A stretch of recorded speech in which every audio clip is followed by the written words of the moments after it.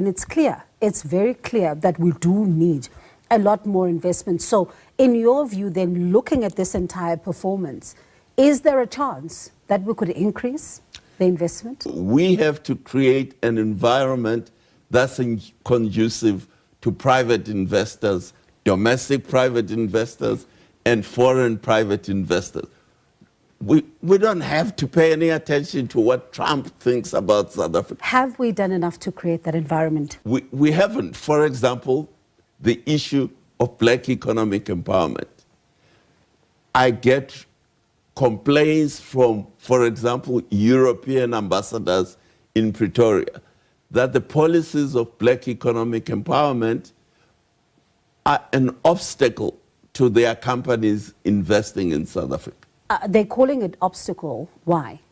Because when I set up a company, I put in 1,000 rands in the company or 100 rands to invest in the company. But I have to give 25 or 26% to you, and you have done nothing to contribute to the company.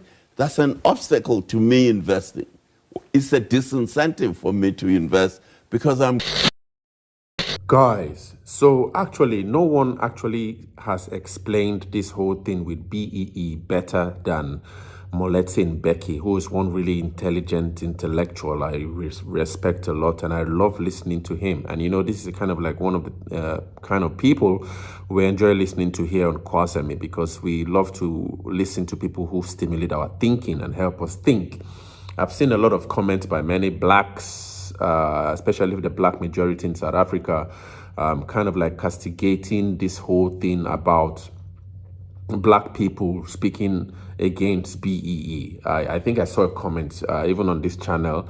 I think the guy was coming from the perspective of reparations. I know that's a big thing in slavery studies, you know, among black people and all of that, and how reparations have to be a thing. And he roped that in this whole argument with BEE, and that was in respect to June Longwane and her analysis, which I made in my last video regarding BEE and the effects BEE is having on the economy in South Africa. And so, stumbling on the thoughts from Mbeki, and guys, remember, I'm only studying this thing from outside. This is an ordinary Nigerian trying to really understand South Africans and South African economy. And also, I really enjoy studying minority life in South Africa, whites, Indians, coloreds, and really hope to speak more for minorities and minority issues on this channel.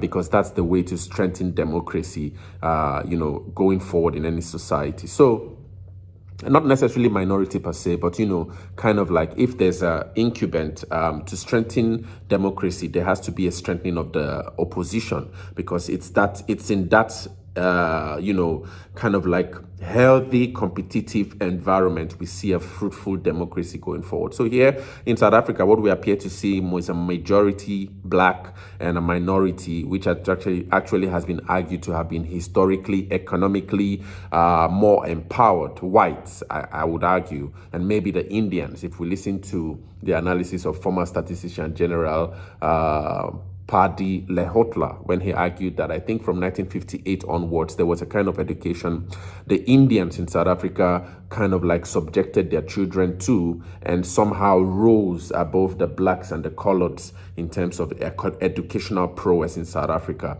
But anyway, for me, this video is really significant because except maybe it would be argued that Mbeki wouldn't identify as black, or if Mbeki would identify as a colored, or the term I heard from Sama Sambit in my last interview with him, where he speaks about how he has been called by many black South Africans, or many people anyway in South Africa, as a coconut.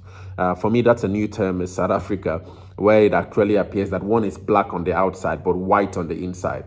So I don't know how it would be that South Africans might place Mbeki, you know, along these three identifiers. But for me as an outsider now, trying to really understand many complex issues in South Africa that really, for me as a Nigerian, is really new. Issues like BEE, black economic empowerment, many of the laws I see in South Africa that really particular to the society of South Africa, and this actually has a historical antecedent.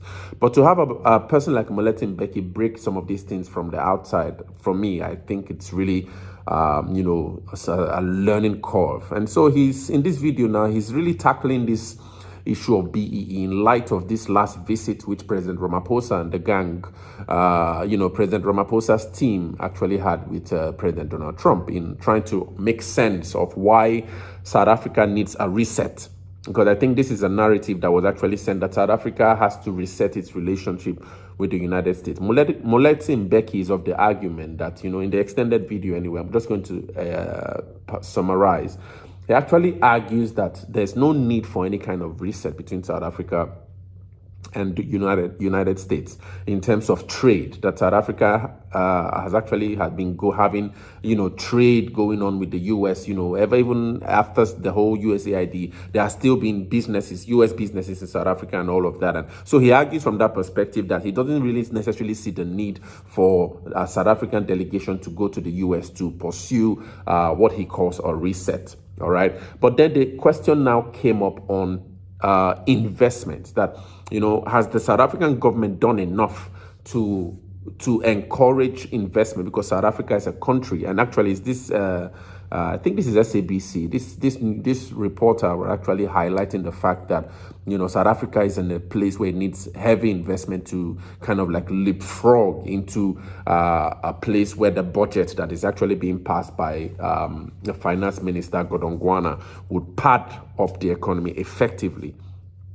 Moletin is of the argument that, BEE, and this is where he breaks BEE down for me, which I really thought was really interesting, because from his perspective as somebody who would be identified, if I look at him correctly, he would be identified along the lines of the black majority, and who has a firm understanding of what we have called historical injustices of the past and how it has affected the black majority, right?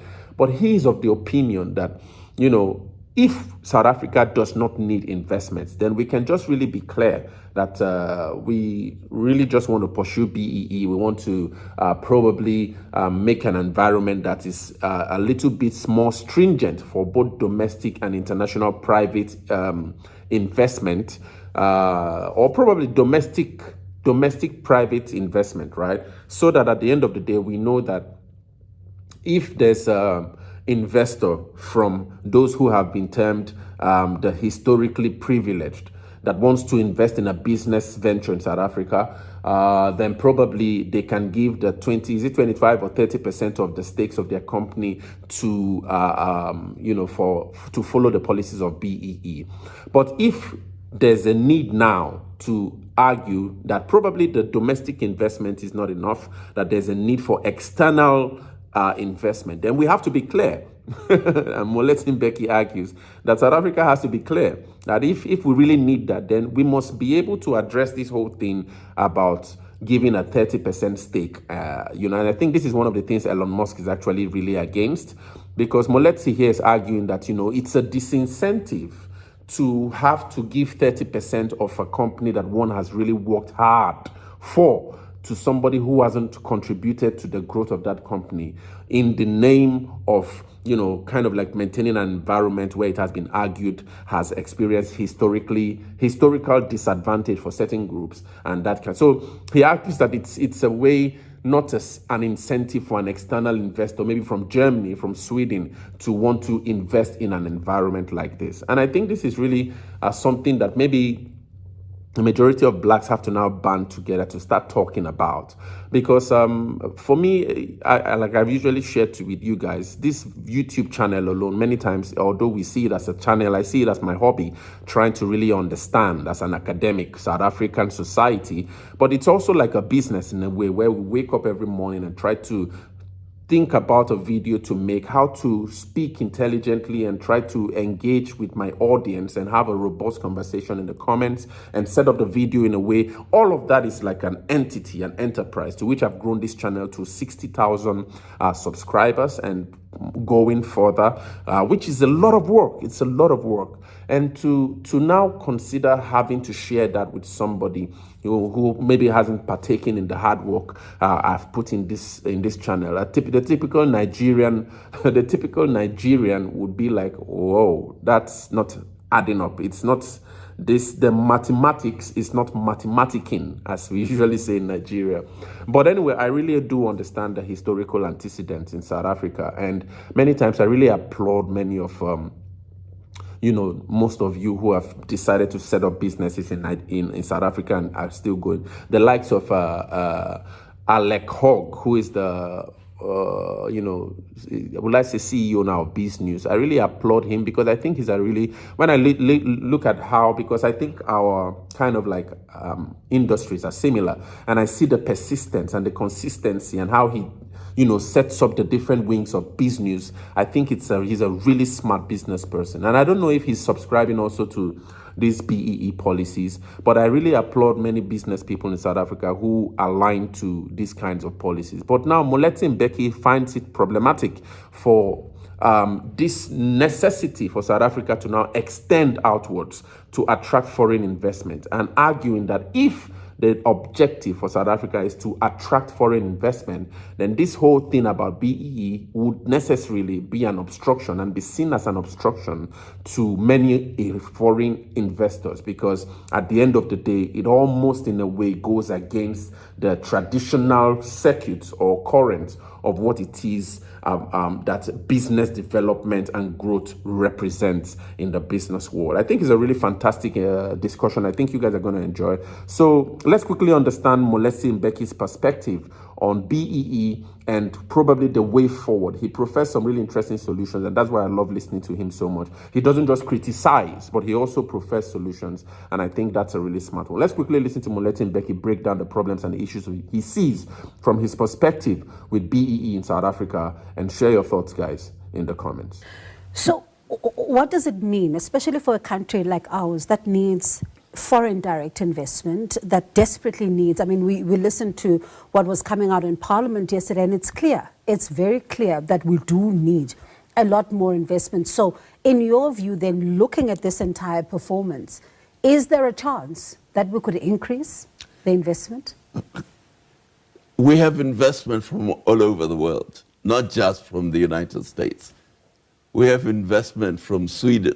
We have investment from China. We have investment from other African countries. So and anyway, the American investors don't need Trump's permission to come and invest in South Africa.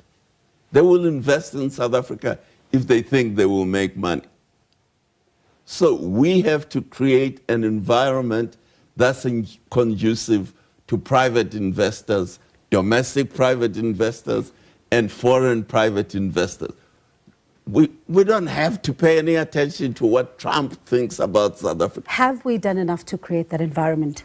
Well, that is a different story. We haven't. For example, the issue of black economic empowerment.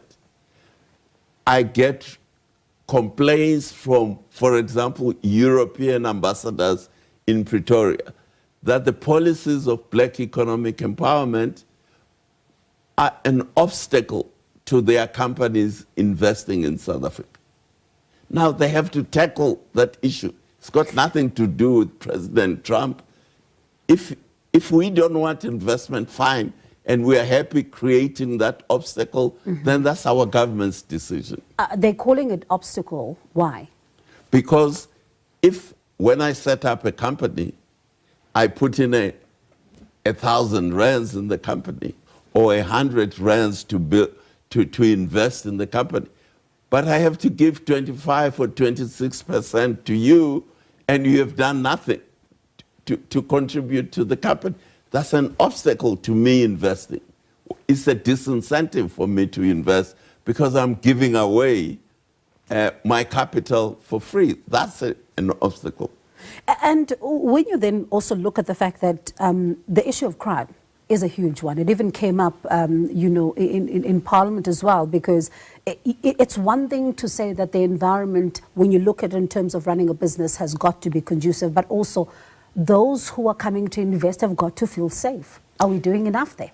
I don't think we're doing enough, but this is to do with the efficiency of the South African government.